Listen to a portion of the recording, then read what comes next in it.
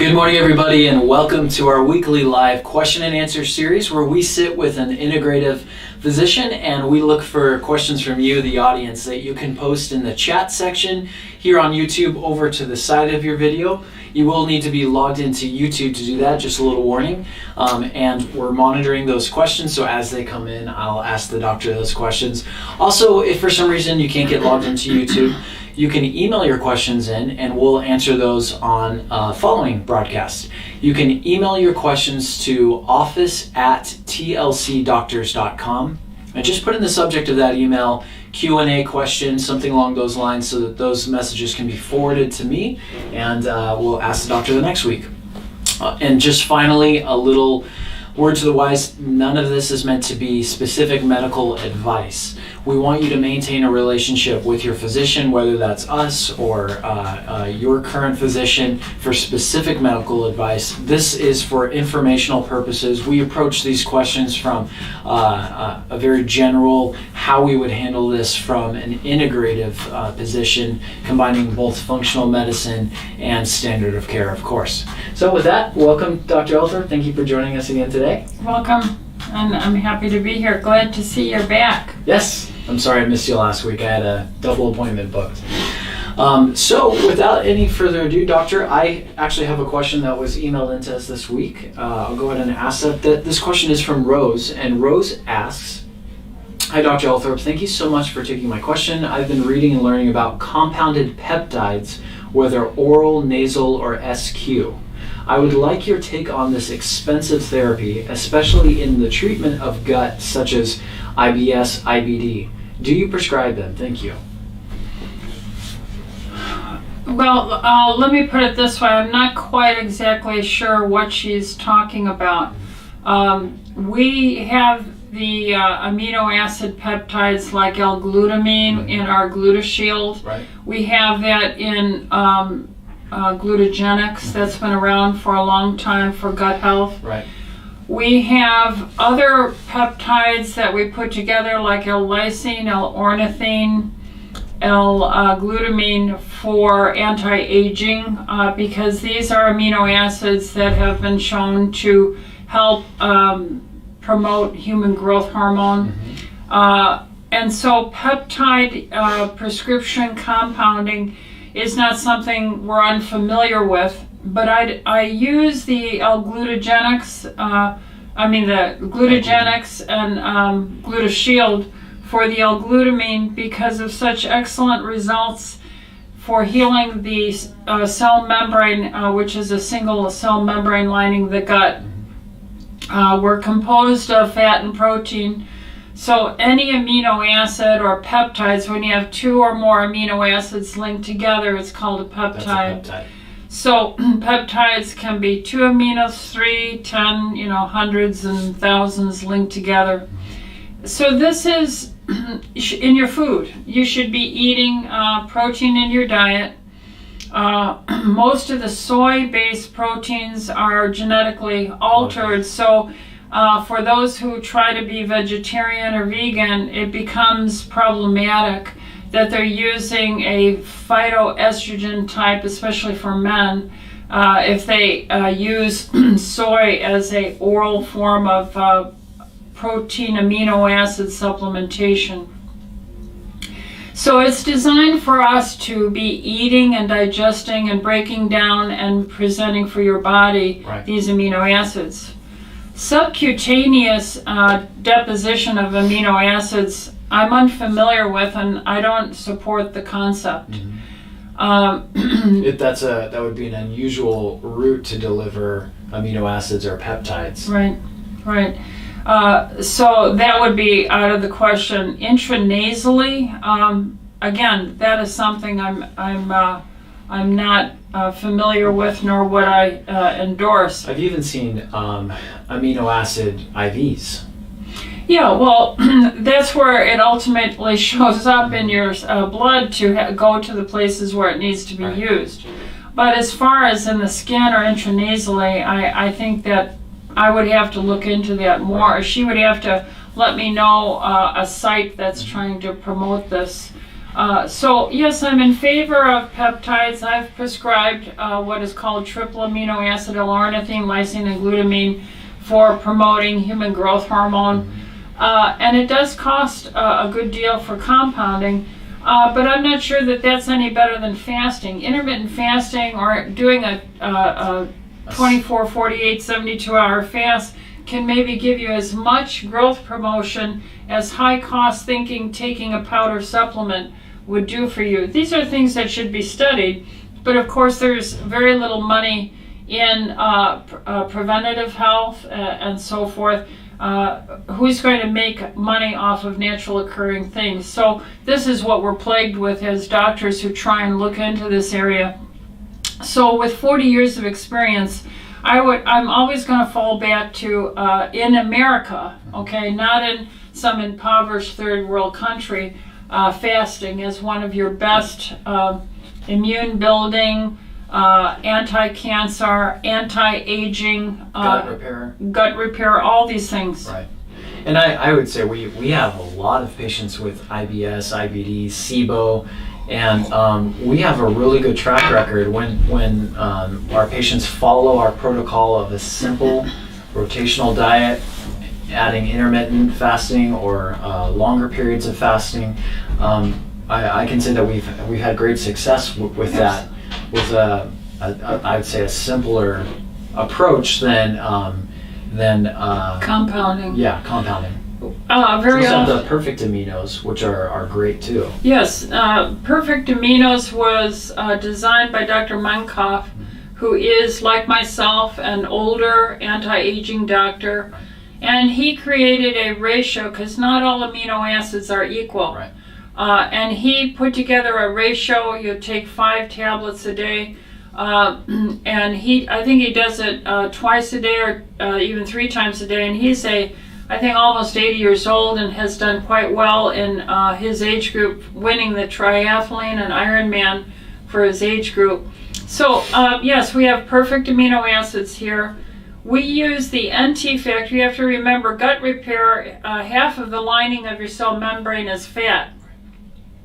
So we use the phospholipids in NT powder. We mix that with SBI Protect powder, which has another amino acid component in it. And I have almost no patients that have not benefited from it. I think the standard gastroenterologists and internists and other family doctors, hopefully the pediatricians will start using this as well. Yep. Okay, great. Well, Rose, I hope that answers your question. We're getting a couple questions in on the chat on YouTube. First question is from Robert, and Robert asks, I've noticed tremendous energy the morning after taking an EDTA suppository overnight. What is happening in my body to make this happen?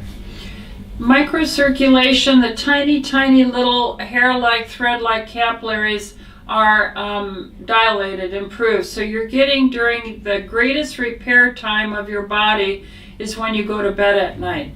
So if you enhance your circulation at bed while you're sleeping, you're going to enhance the percentage of areas that are repaired in your body. So it is the microcirculation that is improved with EDTA chelation. That's why it's a great anti-aging thing. That's why I recommend it for everyone. Plus, we're in a world that is industrialized, and pollution should be taught to medical students that this is a real impediment to our well-being and how to safely and rationally and affordably approach this. So chelation therapy is one of those ways. It also reduces oxidative stress, so when you go to bed at night, your body is not producing as many free radicals. And so when you add the increased circulation, the reduction of the oxidative stress, you really increase your rate of healing, Right. which translates into energy, well-being. Mm-hmm. Okay. And he notes as well, also my mood is really good as well. Next question is an EDTA. For those of you who are unfamiliar, EDTA is an amino acid that is synthesized. Mm-hmm. It's man-made, but it is a chelator. It chelates or binds to heavy metals in our body, which are deposited in mostly our fat and our bone, and our body doesn't have a really good system for eliminating these toxic elements, these heavy metals. And EDTA is normally most effectively delivered via IV, intravenously. However, some 10-15 years ago, you worked with a research team and developed a suppository that will deliver this rectally, and a study was done. You did an IRB study that showed compared its effectiveness to IV. So for patients that either have bad veins or difficulty coming into the clinic at a high cost, getting IVs on a regular basis, the suppository was shown to be a great alternative to IV chelation. And we showed that about 3 suppositories was equal to the benefits of about 1 IV. So it's something great you can do at home several times a week. Take a suppository at nighttime, you sleep with it overnight, and you still get the benefits of EDTA. If you're going to do that, you have to not be embarrassed. You have to, if that's your anus, you have to push your finger and get that suppository way up there. Because if you leave the suppository right at the entrance sphincter of your anus, those have receptors that tell you to push something out, that it's full. So you have to push it all the way in, and the flat end goes in first, not the pointy end. So if you're going to do that, the ethylene diamine tetracetic acid is like an amino acid. It doesn't fill all the definition of a amino acid, but it's pretty close to it. But what it is it's a very polar element that attracts the positive oxidative heavy toxic metals. So here you have a negative amino acid and the positive here, and then they are bound together, and then you pass it out through your urine. Okay. Next question comes in from Narisa, and she asks, my husband is battling psoriasis, was told to change his diet. What diet would you recommend? Any supplements to add to help as well? Well, I would want to know his blood type. And I would like to get an immuno food allergy panel. But if we don't know his blood type or his immuno food allergies, then I would have fasting. I would elevate the value of not eating and create intermittent fasting times where he would not eat until noon, and then he would finish eating his last bite around 6 o'clock at night, not start at 6, so that his stomach is empty 18 hours a day. Then I would stay away from every processed food there is that you can imagine. So I would be eating vegetables, home-cooked meals. Yes, vegetables and seeds, nuts, and fish, turkey, chicken, beef.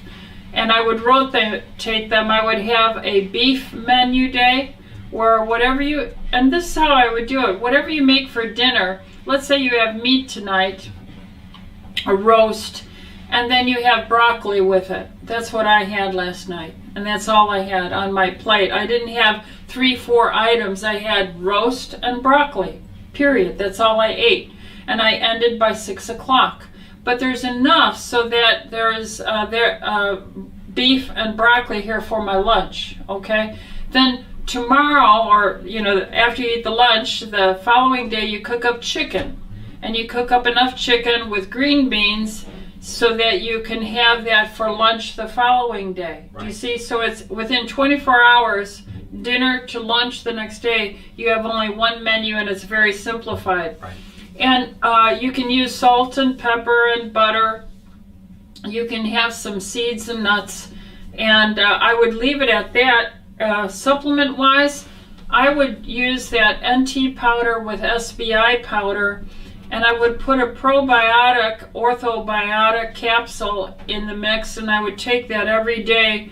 The probiotic with the powders mixed together, and I would do that first thing in the morning to heal the lining of the gut, and last thing at night before I went to bed. That'd be the bare minimum. And then I would stop taking so many showers. Everything is marketed. His skin is already broken and has flakes and peeling.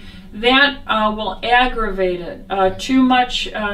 The only dirty real spots we have are in our pits and our groin. Have 10, 15 hand washcloths and wash under your arms and your pits, and try to limit showering to a brief time, lukewarm, and only put the soap on your hair and your body in the pits, and try and keep soap from rinsing away the oils on your body, and he should heal quicker.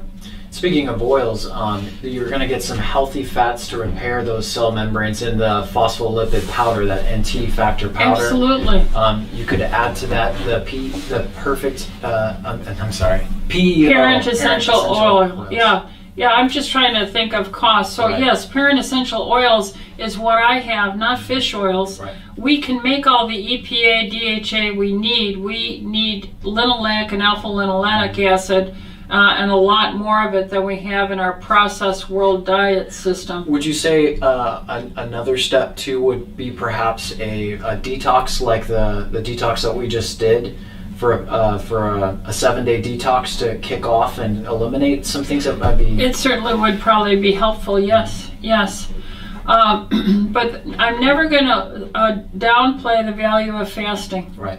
Fasting is probably one of the most cleansing things, as long as you drink enough water Yes. with it every day. Okay. Thanks for that question, Narissa. Next question is from Perry and asks, I started taking enzymes especially after I eat meat. I see that you promote various types of enzymes. Do enzymes perform more functions than food digestion? Great question. Yes, enzymes were probably the very first things that they found in biochemistry.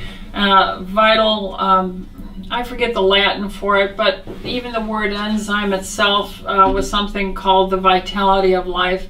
And they help to break down things, and they help to be a part of disinflammation. Inflammation prevents your body from repair. So enzymes are critical to life. Right. I think they should be called essential. There are two classes. There's the digestive enzymes to help you in the sac of your stomach to break down the food there. And then there's systemic enzymes all over us all the time, helping to clean up the bruise, the scabs, the natural breakdown of cells. All right. And so we have orthodigestzyme, which I've used now over 30 years for helping everyone's digestion, no matter what your blood type. Right. But if you're blood type A, as soon as I find out whatever age they are, let's say from 5 years old and up, I ask the parents to give a digestive enzyme to the child with their dinners. Because A's don't digest their foods as a class of people as well as right. A, B's, B's, and O's. Right. And that leads to a lot of problems. So we have oral digestive orthodigestion. We have spectrazyme, which is another type of higher concentrate of the hydrochloric acid, betaine hydrochloric acid in it. Then we have the systemic enzymes taken without food, not with eating, on an empty stomach. You take it first thing in the morning, and these have the components in it like serrapeptase, yep. to help prevent microclots, to disinflame your joints after an athletic workout. This would be great for all athletes after a workout or a hard game. This is what I take every morning. I take 6 enzymes on an empty stomach. We have Vitalzyme, we have Proteazyme, and we have Vascuzyme. Now, Proteazyme doesn't have the serrapeptase in it, I do not believe. Right. Vascuzyme does. Vascuzyme does, and Vitalzyme right. Does. So that's what I would use. Right. So in a nutshell, 2 main types of enzymes. There are proteolytic systemic enzymes that you take on an empty stomach. You don't want to take those near a meal because enzymes aren't picky and you're going to waste expensive enzymes to go start breaking down your food. So we want those on an empty stomach to get into your body, into your system, to go to work attacking inflammation.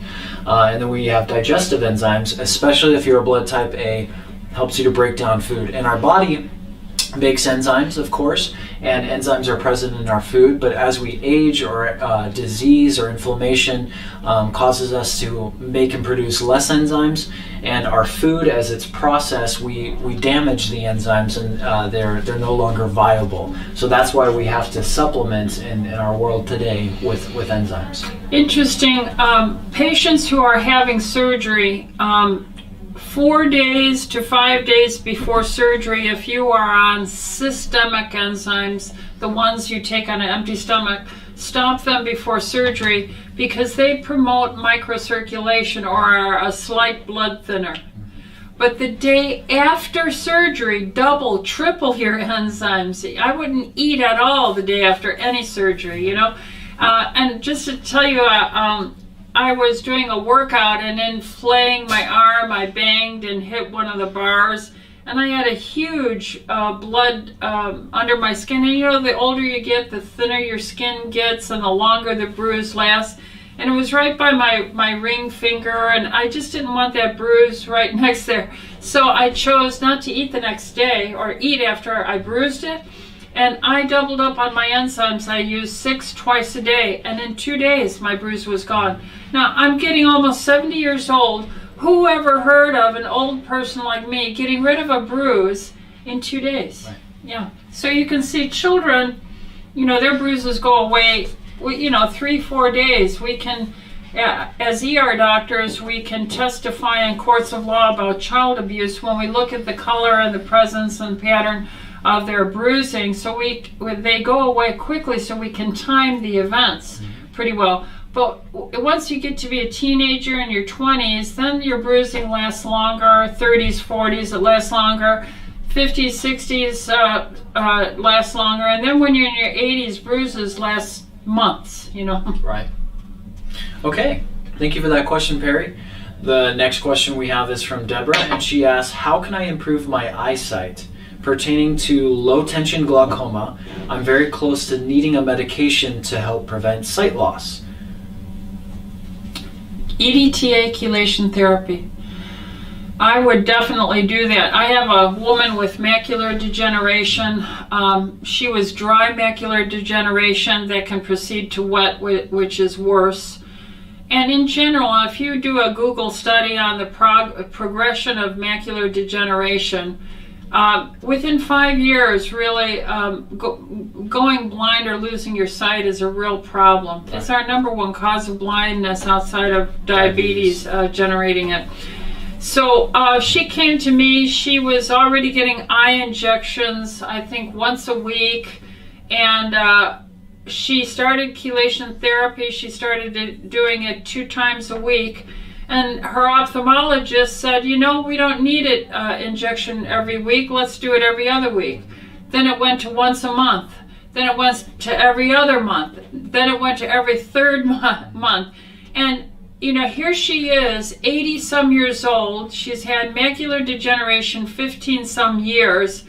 And she never progressed. And he was dumbfounded, you know. Well, she got chelation 2-3 times a week. She probably did 90 chelations, and now she's on maintenance once a month or twice a month, and she retains her vision. She lives alone. She enjoys her life. She drives her car. Right. So you need to understand your eyeball, the back of your eyeball is just covered in capillaries. You know, it's a capillary bed. Right. It's like your kidney glomeruli. These are capillaries, so this is designed for chelation to help. And all ophthalmologists should know about this. Unfortunately, they don't. Okay. Follow-up question from Deborah. In the morning when taking systemic enzymes, I don't eat, of course, but is it okay to consume coffee when taking systemic enzymes, or does this negate the enzymes? No, it's fine. Yeah, I always take my coffee in the morning. Now, what if you're adding cream to it, which has proteins and fats? Yeah, that'll diminish it. Anything that has fats and proteins in it will diminish it.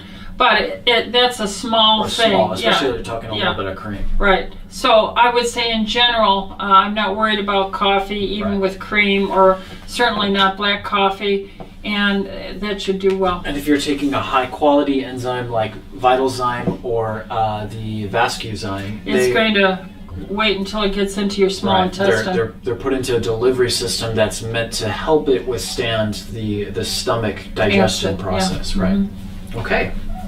And I forgot a long question came in at the very end of last week, and that is, if someone has had COVID already, should they get an antibody test before taking ivermectin as a preventative for the emerging new strains of COVID? I don't see the need for that at all. Ivermectin is really emerging as a powerhouse in the prevention. I just had a patient call in last week. Her and her husband had been positive on a test. I don't know if I'm so sure that the test even is reliable, but I gave them ivermectin 12 milligrams a day for 5 days, and in hours after their first dose, they both significantly felt much better. Right. And the loss of smell in the one patient started immediately coming back that same day. So I wouldn't worry about it. We have therapeutics, we have ivermectin, we have hydroxychloroquine, we have D, we have zinc, we have quercetin, we have the high-dose vitamin C drips, we can do fasting. Right. So. You know, that reminds me, we have been talking about, from a prevention standpoint, the coronavirus, COVID-19, since January really of last 2019, before it was really the outbreak here in the United States. And you've been saying the same thing over and over and over, focusing on prevention. And we spoke about hydroxychloroquine, how it's been around for a long time, minimal to low side effects. Then ivermectin, there was new research showing it is a viable treatment for COVID-19, both for prevention and for treatment. And I remember during the hub of it all, we had America's Frontline Doctors come out and speak up and advocate for hydroxychloroquine, and they were just shut down. I believe some of the doctors that spoke even lost their jobs, or they were threatened. And this is specific to hydroxychloroquine. Now we're seeing that the retraction and saying, oh, you know what, hydroxychloroquine, it appears it is effective. So, you know, in one sense, I'm happy and I'm proud of you and our physicians here for standing up for something that's been around a long time as a safe, effective treatment of it. And yet it's frustrating that in the preventative, integrative landscape of healthcare, these things are sort of put down and poo-pooed, or even doctors like yourself that speak up against it are harassed for even considering this. Yes, it's sad that politics has gotten involved in your health care. You need to treat that like your civil liberty, your relationship with your priest, your pastor, your lawyer. You know, there's a privacy there. Right. And nothing should tread upon that. So, yeah, it's a real sad thing. So call your congressmen, call your senators, keep on letting them know, I want my medical freedom. You know, Benjamin Rush was one of the people who signed the Constitution, and these men really, they lost their homes, their honor, their fortunes, some of them their lives. And Benjamin Rush, as a doctor, wanted to add an 11th Bill of Rights, which was medical freedom. Unfortunately, that wasn't done, but essentially we all know it, and we should protect it. And we need to get the snake out of the system, which wraps around the neck of your doctor through insurance company control and chokes us off. So it's a sad situation that we fight. So I can understand why many of my colleagues are resigning. I'll never resign because I never joined medicine to make money. Essentially, I joined it because I love people. You know, much like a priest or a pastor should be there because they love people. And anyway, it's a sad situation. Okay, we're just about out of time, but let me just read off the last couple comments. Perry says, wow, this has been an amazing program. I'm going to share this and watch it again myself and take notes. Great. Thank you, Perry. Like and subscribe. Yeah. Check. Yeah. We do this every Wednesday at 9:45 a.m. Pacific, so tell your friends and family this isn't meant just for our patients, and anybody can ask their questions here. That's what this is for. We're trying to spread the good news of prevention and taking care of yourself. And one last comment from Deborah, or question: could you share some of the benefits children especially can receive by consuming the doctor's nutrition bars? Well, your children are growing, and they're growing up in a society where there's junk food everywhere and at their friend's house and so forth. These foods that they're getting are harming the quality of the cell membranes that children are developing, and they're building their formative years. So the doctor's nutrition bar for children is an excellent cell membrane, protein, fat, low carb, researched, clinically as designed protein bar that actually tastes pretty good. I don't know, do your sons ever eat one of the doctor's nutrition? Yeah. They take bites of it, especially this last batch that you've made some small changes to and added the probiotics. It is so good. Yeah. So growing pregnant women, it'd be an awesome thing for pregnant women to make sure you're getting the protein for building those muscles and building that baby, and the essential fats that are making up the membranes of the cell membrane. And that's why I designed this, not to be a protein candy bar out there without research. We've researched this, we've tested the insulin levels, we've tested the glucose levels. If you're a growing child or a pregnant woman growing a baby, this bar is for you. Yeah. That's great. And I really like to do intermittent fasting just as a lifestyle. So I generally try to confine my eating to about 6 hours a day. And I usually break that fast with a doctor's nutrition bar because it has so many healthy, satiating fats in it, great amount of fiber, it's got probiotics in there, protein, and that really helps me when I'm starting to get hungry at the time I break my fast, hold me over till about dinner time when I get home. Yeah, it's got 15 grams of fiber in it, that help with the bowel movements, especially in fast recovering from, and it's got 15 grams of protein, and it's got the probiotics. It's just a fantastic development. Yeah. No sugar, very low carbs. Right. It's a great meal replacement. So we're a little bit over time, folks. We hope that you enjoyed today's presentation. We'll be here again next Wednesday at 9:45 a.m. Pacific, as we are here every Wednesday. Tell your friends and family, and if you're enjoying this, if you're finding this valuable, really you could help us know to continue to do this and what's working, what's not. You can comment under the video, let us know what you liked, but the best thing you can do is subscribe to the channel or give us a like. That helps us spread the word. So thank you for that, and we look forward to seeing you here next Wednesday at 9:45 a.m. Pacific. Be well. And we're out.